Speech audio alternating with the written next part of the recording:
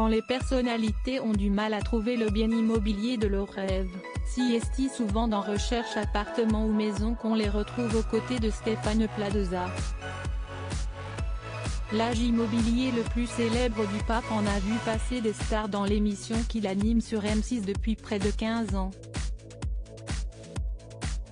Ce mardi 16 février, CST Miss France 2013, Marine l'orphelin qui va faire appel à lui, pour l'aider à trouver un appartement dans lequel investir à Lyon.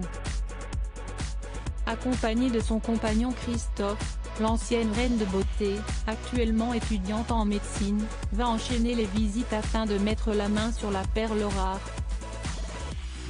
Le tout avec un budget de 350 000 € en poche. Stéphane Plaza sera-t-il à la hauteur des requêtes de la jeune femme de 27 ans? Réponse ce soir. Fabienne Cara, Anémone, Jean-Philippe Janssen. Quand les stars font appel à Stéphane Plaza, il n'empêche que la réputation de l'animateur d'M6 n'est plus à refaire. Avant Marine l'orphelin, il a déjà réussi à combler bon nombre de célébrités.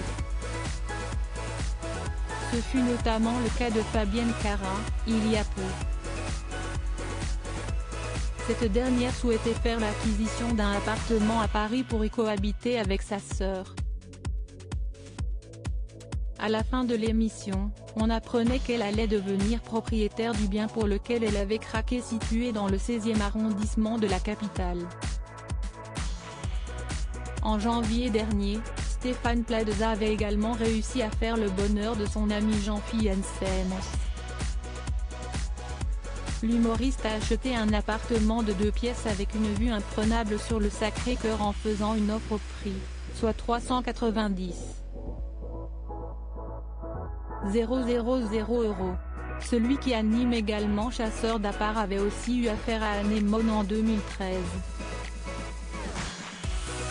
La comédienne qui s'est éteinte en 2019, s'en était remise à Stéphane Plaza afin de trouver un appartement à son fils Jacob, alors âgé de 33 ans.